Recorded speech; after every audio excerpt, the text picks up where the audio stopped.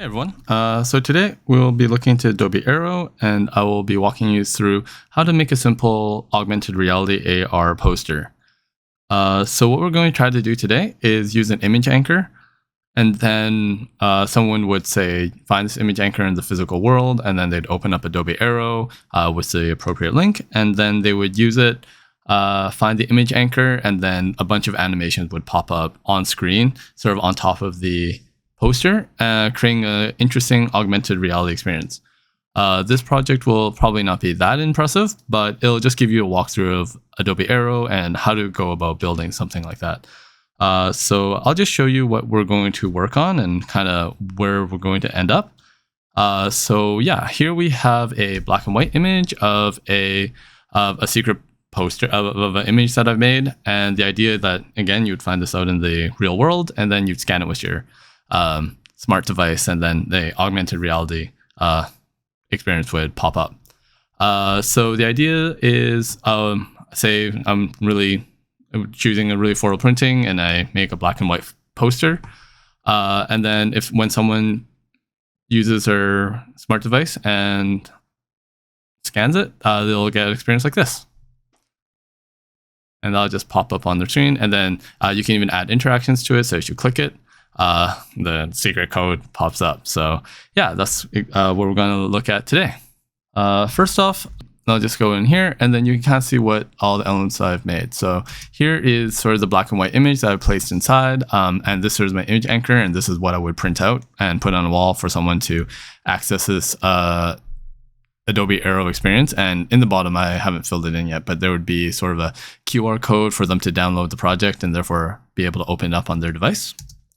And then I made a simple background, just an animated GIF of 3 alternating patterns. And then I made the black and white image just come into color, just really simply in Photoshop. And then I made some text. So the secret post, I want that to be popping up on another layer. And then a secret code that also pops up as well. All right, so let's get started. So first off, let's just open up a new file. So I'll just close what I have here, and I'll just make a new one. And in Adobe Aero, everything just saves onto your cloud. So you don't really need to save it. If you save it on your desktop, it's just a link to the Adobe Aero file on your cloud anyways. So we'll just make a new file, and then we'll just name it whatever. So I'll just call it AR poster demo. Just like that. All right, and then I'm just going to walk you through the Adobe Aero Workspace. So it's a little bit different from all the Photoshop and Adobe software in a good way. It's a lot more simple and a lot more user-friendly, I believe. So of course, you have your menu bar up here, and then you have your workspace. And if you want to preview, just like you saw earlier, you can click on the preview. This button is to add elements into your scene. So your whole scene is right here. So you use that to add elements in there. And these ones are to sort of change your object that you place in there. So we're not going to be using this, but for instance, you can add a shape here, and I'll just put it right in the middle. And then these things you can help just move around in the 3D workspace. So you can move it around like just using your mouse to drag it along, but I actually really don't like that. So I just like to use the arrow to be able to control exactly what axes it's going on. And then you can also use these ones to rotate it and scale it as well. And then right on here, you have your sort of view tools. So orbit, you can just orbit around, like change from from on top up top and to the sides. And this one is panning. So if you just want sort of like the hand tool in Photoshop or Illustrator or InDesign, where you can pan up and down. And then the dolly is sort of just zooming in and out. So these ones you use for these 3 tools you use to just change the view of your scene. And then down here you have your assets, which we won't touch on today. But if you want to make something really quick without having any pre-made elements, then you can make something from here. And then we'll also use behaviors down here, and this will open a bottom panel right down here. And we'll use this a little bit later. But for now, we'll just click these off and then just have a clean workspace. To our right, we have our scene, and then you can see how we have our objects right here. And then if you want to select the object, you can just select it here, or you can also use your select tool right here. And then right down here, you can use, there's a bunch of actions right here, which are kind of handy. And then you can also have here just the properties of like the image. So if you want to move it from here, so I want to move it up, like not instead of with the arrows, you can kind of see these sort of adjusting. So if I want to move it up, I can do that, or towards me. I can change the rotation here as well, and then you can also change the pivot point, of course, just like that. And scale and everything is here as well. So a lot of times I like to just edit things right in this window here. And also just using these arrows. Again, I don't really love just clicking and dragging because I find that that doesn't really doesn't give me the level of finesse that I'm looking for, because this might go really far back or forward. So, all right, I'm just gonna delete this object, and then yeah, let's start making our scene. So first off, we first need to add a anchor to our scene. So in general, sometimes you don't have an image anchor, but you just want to place your scene on either a horizontal or vertical surface. But when we put an image, it doesn't really matter. All the experience will happen on top of that image. But Adobe Aero is a little bit buggy. So if it's going to be a poster, I suggest clicking on vertical surface first, just like that. And then clicking on image, and then you can put your image anchor there. Otherwise, if you say you have something on the floor and you have horizontal surface and then you click the image, then it'll be like a sticker on the floor. So I'll just give you an example. So if I use a horizontal surface and then I put in my image anchor, then it'll just lock to the bottom of the floor. And that'll be like if it was a sticker on the ground and someone would use their iPhones to scan it from up top.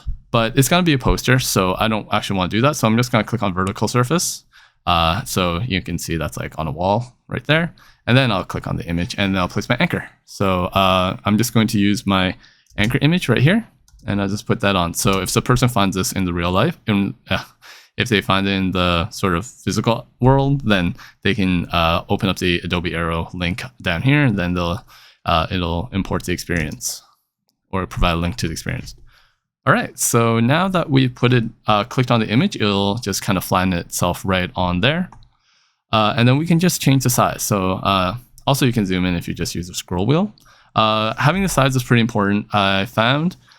So if you're just going to print this on, say, a letter size or A4 size, just make sure it's same size as the image anchor as if it were in the real world. So this one I would just print off really cheap as a letter size, or I believe an A4.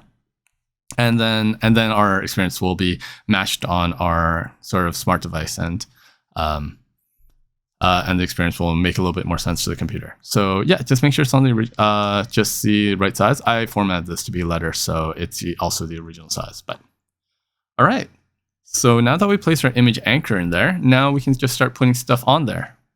So right now, I'll just put in the image that just slowly turns into color. So I'm just gonna place all the elements first, and then afterwards I'll add some interactions to it, and then place it.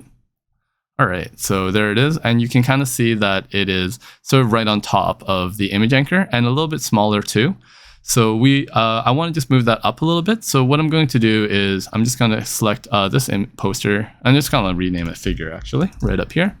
So just double click on that and then figure. And then what you can do is you can orbit to the side and then maybe, and then just move it forward just a little bit, like a tiny bit, just like that. And then we'll just resize it. So I know that this is also the same same size as the letter size. I actually don't remember what letter size is in metric. So 21.6. So I'm just gonna change this one to 21.6 right here. And then I will just put the position, center, and if I just change all these to 0, it should be right on top. Oh, but I want it to come out just a little bit. So I'll just click it out just like that. All right, so that is good. I might actually bring it out a little bit further, just like that, because I want to put the background on it as well.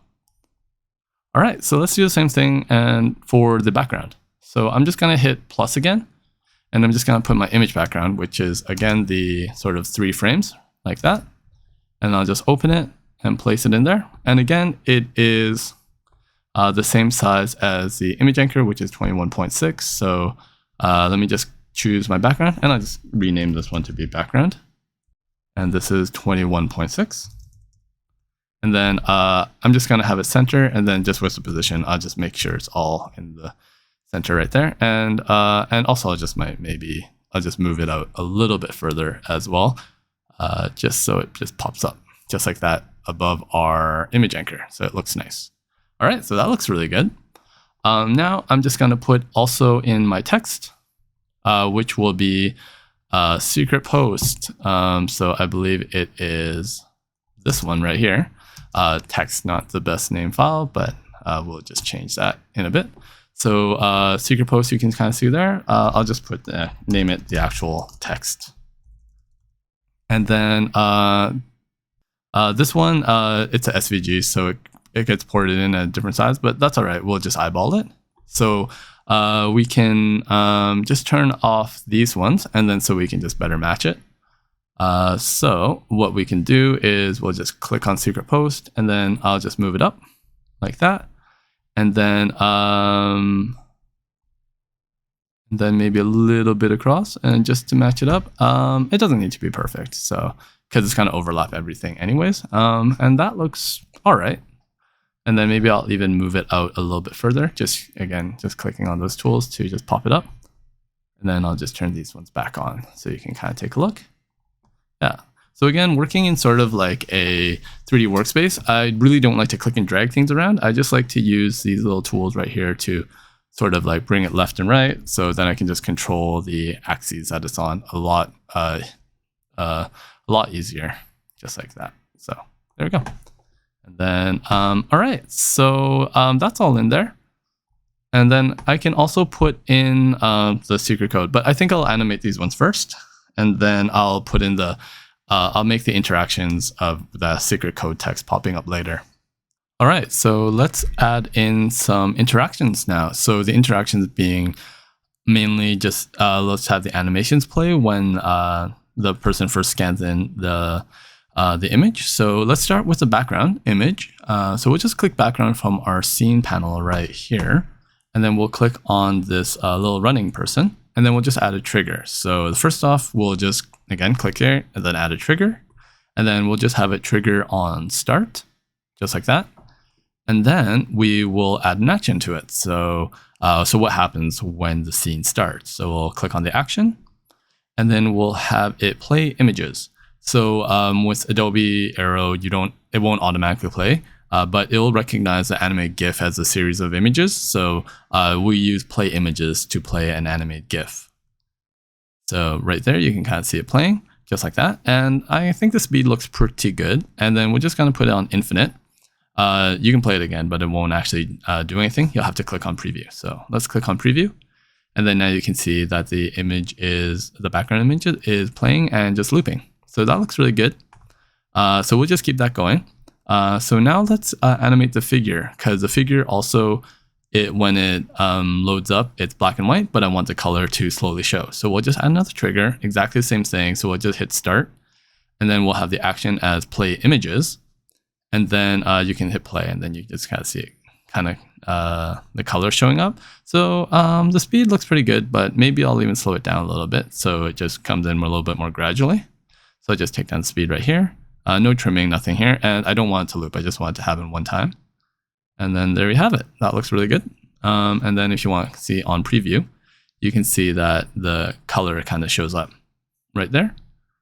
And then we can do the same thing on the secret post. For secret post, I'm not going to do any animations. It's not an animated GIF. It's just a SVG file, or just a flat, and there's no animation on it. So maybe this one, I'll have it show slowly show, just like how the color sort of starts appearing. I'll just have it slowly show at the beginning of the scene. So at the beginning of the scene, I'll again choose the start of the scene as the trigger.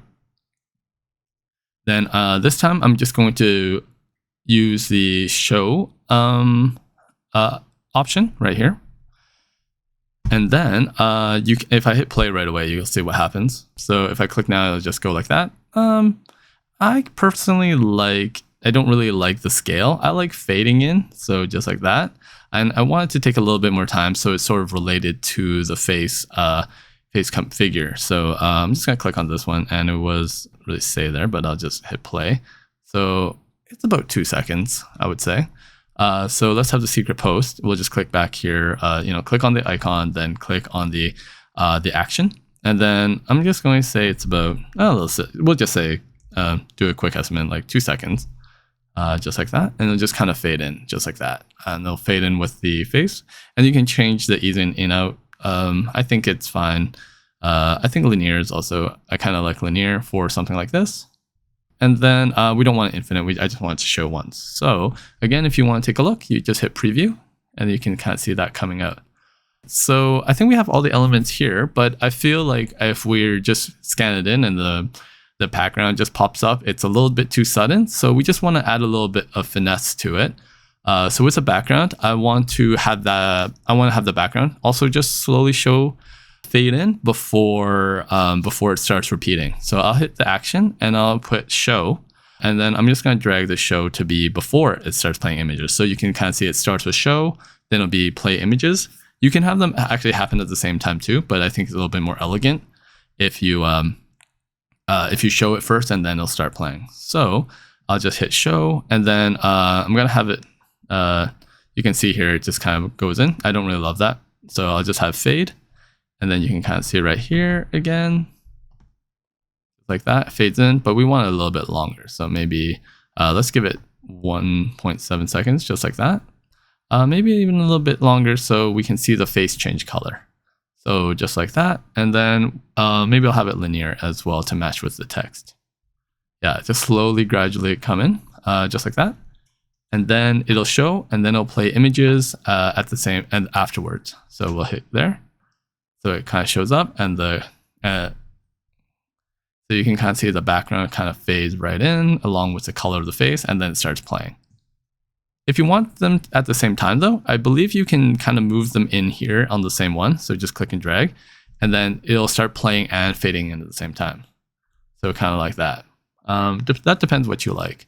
I think I prefer it not so sudden. So I'm just gonna hit undo. And then I think with the figure as well, I also want it to just kind of fade in as well, just with the secret post. So in 2 seconds, I want the figure to also be fully visible. So again, I'm going to add another action. I'm just going to show it. And then I'm going to have the effect as fade. And then I'm just going to have 2 seconds right here.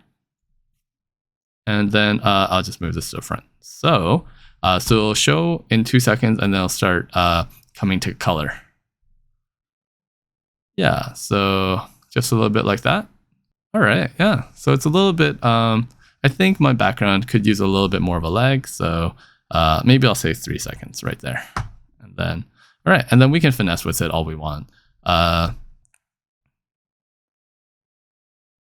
right, that looks great. And then let's have a little bit of fun with the text. So let's have it after it shows, let's have it bounce. So we're gonna add another action. And I like the bounce one because it's just a small little sort of animation. And then you can hit play right away to see what it does. So it jumps up pretty high. I don't really love that. So, and I want it to jump on the Z axis. So let's just 0 here, and then you can see, and then here I'll put 1, and then you can hit play to see if it's in the right direction. So you can see it's popping up just like that. And I just want it to kind of keep bouncing as it goes on. So just like that. And I kind of find it taking a little too long. So I'll just make it a little bit shorter. And then this one, I'll just go ease in, ease out. And then now you can see. And then after it shows, it'll start bouncing. Boop, boop, just like that. That's pretty great. And then finally, let's add a interaction to it. So when the user clicks on, touches the image, the figure, a secret code will pop up. Yeah. So let's do that right now. So I'll hit click plus right here, and then I'm going to enter my code file right here, and it'll just pop out in the middle, just like that. And let's just move the position to 0 because I want it to be centered, just like that. The scale looks pretty good. And then now I will just move it forward. So it'll be on the Z axis, just like that. So just like that. And then we'll have it all the way there. And then I'm just going to move it down, just like that.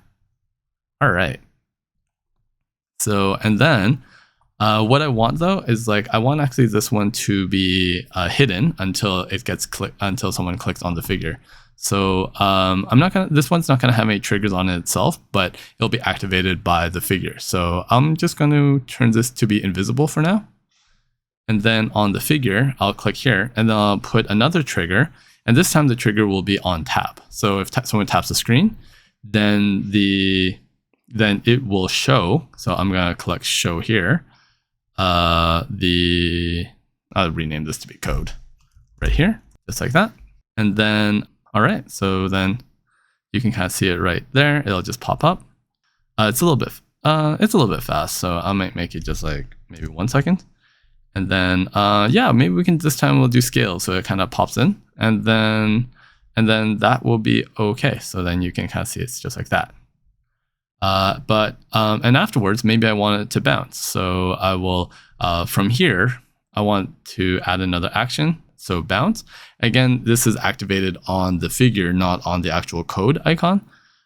So this one activates the code rather than click on the code itself. So this one, I want it to just bounce. And then let's just see. And then it goes way too high. So let's just do 0, and then we'll do 1 here, and then it'll hit play. And then this could be a little bit higher, just like that. Actually, I might need to show it, so like that. So just like that. It's taking a little bit too long, so I'll just make 1. And then let's have it infinite.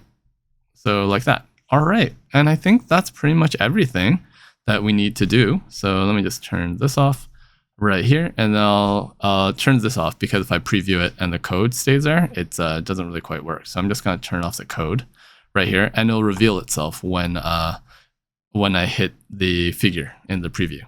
So you can see it just kind of fading in, just like that. The secret post comes in, and then now if I click on it, the code will pop up. So, and it starts bouncing. So the code is up, up, left, up, if you're familiar with old video games. All right, so from here, say that's exactly what we want. What you can do is just you click the share icon, and then you hit create link, and then this will create a sort of QR code, and then you can put this QR code on the actual poster, and then yeah, and then someone will be able to just access it as access it on their own device. All right, and then this one automatically saves to your cloud, so you can close it at any time, so you don't have to worry about it saving or not saving. So that's kind of nice. You don't have to worry about it crashing and not saving. And some other fun things you can do in AR is that if you bring in a file with a bunch of different layers, so what you can do is you can make a file and in Photoshop with different layers, and then you can expand those layers. So just like right down here, you can make the layers and put some gaps and distance between it. So that's kind of a fun thing you can do. So I'll just show you the file right now that I've been working with. So in this one, it's just a bunch of ink splatters, and then on different layers. And then you just save this one and you place it into Aero just as a PSD file. So you just can put in a PSD file. Yes, and then it should load right in, just like that one. And then you can then change the amount of space in the layer. So that's the kind of fun thing you can do. I don't want to do that right now, so I'll just delete this one. And then I'll just reveal all the rest. And I'll just kind of show you what I made here. I'll hit preview, and you can just see everything fades in. And then you can kind of zoom, kind of go in, and you can kind of see that there's a lot of depth happening and everything's bouncing up a little bit. Just a lot of like straight little movements to just kind of put you into the AR experience. So this one's just kind of playing with ink and textures. It's not super interesting, but I think it'll be nice when you actually see it on in an AR experience. All right, so that's everything that I want to discuss today. Let me know if you have any questions. Hope you found this tutorial helpful, and I look forward to our next video.